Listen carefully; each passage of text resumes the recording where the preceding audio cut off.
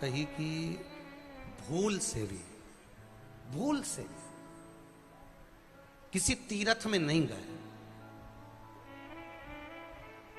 कहीं हमने गौदान नहीं करा, कहीं हम किसी तीर्थ में नहीं गए, हमने कहीं गौदान नहीं करा, हमने कहीं ब्राह्मण भोजन नहीं कराया, हम कहीं गंगा यमुना कावेरी सरस्वती नर्मदा छिपरा पुण्यवान नदी में हम स्नान नहीं कर पाए। शिव महापुराण की कथा कहती है भूलवश भी अगर पिपलेश्वर या बटकेश्वर किसी शिवालय पर भूल से भी अगर एक लोटा जल चढ़ जाता है तो देव अधिदेव महादेव सारे तीर्थों का फल अपने आप प्रदान कर देते हैं। भूल से भी चढ़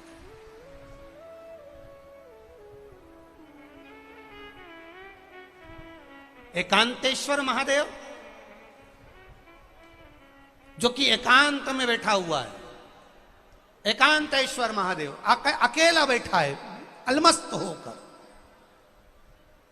आप जा रहे हो गाड़ी लेकर, आप 4 व्हीलर गाड़ी में जा रहे हो, ट्रैक्टर में जा रहे हो, ट्राली में बैठकर जा रहे हो, क्रूजर में बैठकर जा रहे हो, 2 व्हीलर गाड़ी में बैठकर जा रहे हो, और एकांतेश्वर महादेव का मंदिर दिख गया कोई एकांत में, भले उसका नाम नहीं मालूम तुमको कि कौन सा महादेव, पर अकेला बैठा है जंगल में वृक्ष की छांव में एक ओटले पर, कोई दीवार नहीं, कोई जाली नहीं, कोई गेट नहीं, कुछ भी नहीं।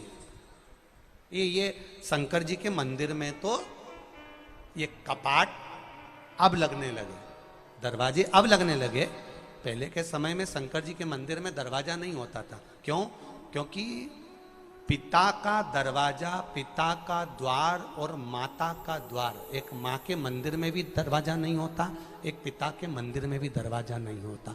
माता पिता रात भर नहीं सोते, वो अपने बच्चे की सुरक्षा के लिए खड़े रहते हैं। तो शिव के मंदिर में पहले दरवाजा नहीं होता था, कपाट नहीं होता था। शिव जी के हृदय में कपट नहीं है और मंदिर में कपाट नहीं, ये निश्चित।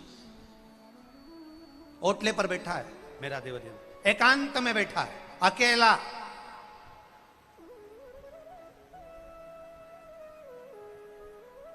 तुम्हारी चलते चलते गाड़ी खराब हो गई, कहीं तुम्हें शिवालय दिख गया, कहीं ओटला दिख गया जहां शंकर जी बैठे हुए दिख गए, बस कुछ नहीं करना, वहां तक जाना भी मत।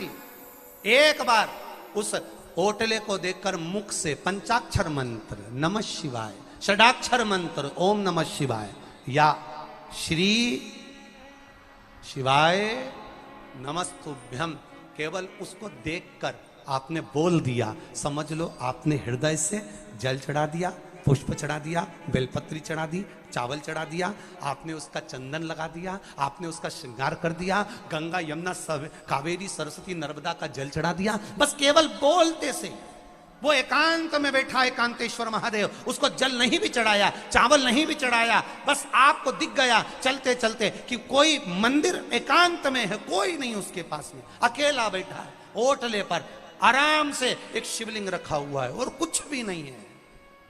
ना उनके पास में पार्वती जी बैठी, ना गणेश जी बैठे, ना कार्तिकेय बैठे, अकेला शिवलिंग रखा है। दिल से तुमने उसको पंचाक्षर कह दिया, षडाक्षर कह दिया, श्री शिवाय नमस्तुभ्यम कह दिया, समझ लो उसने जैसे कोई 12 ज्योतिर्लिंग में जाकर पूजन करता है उसका फल मिलता है, वो फल उसको तुरंत वहीं प्राप्त हो गया। केवल एक बार पंचाक्षर षडाक्षर या श्री शिवाय नमस्तुभ्यम कह देंगे, बोल देंगे,